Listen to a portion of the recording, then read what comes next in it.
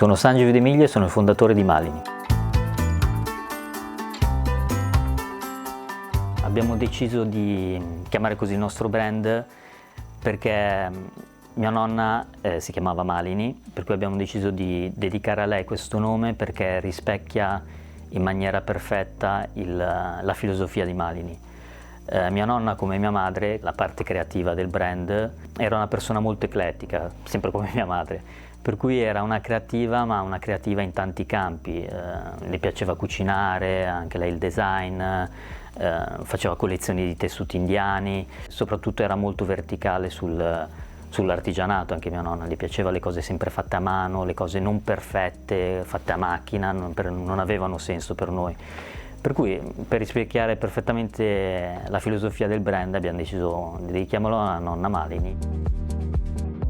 Le tradizioni cerchiamo di mantenerle, ma allo stesso tempo di mixarle.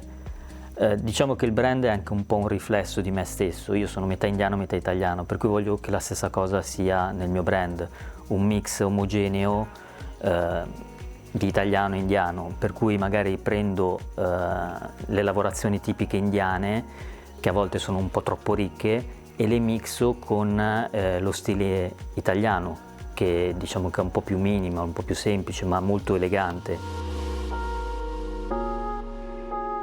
Cerchiamo non sempre di essere made in Italy o made in India, ma dare una cultura un po' made in the world, un brand che si possa riconoscere un po' ovunque, non identificare solo su una certa cultura.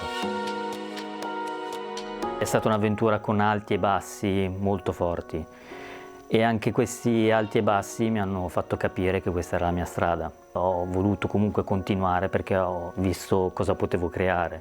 Poi soprattutto anche i riscontri che avevo avuto con varie case di moda, sai, ti facevano i complimenti, cavolo, sei bravo e tutto, detto da persone importanti, ti esaltava la cosa, per cui era un punto di motivazione.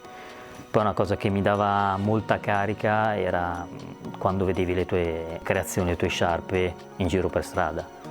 Lì sono sensazioni impagabili, perché quando vedi una tua sciarpa anche su una persona elegante o anche che sta passeggiando in una via della moda importante, dici cazzo, quello l'ho fatta io, è una sensazione molto forte, per cui tutti questi step mi hanno dato manforte e ho deciso di intraprendere questa strada.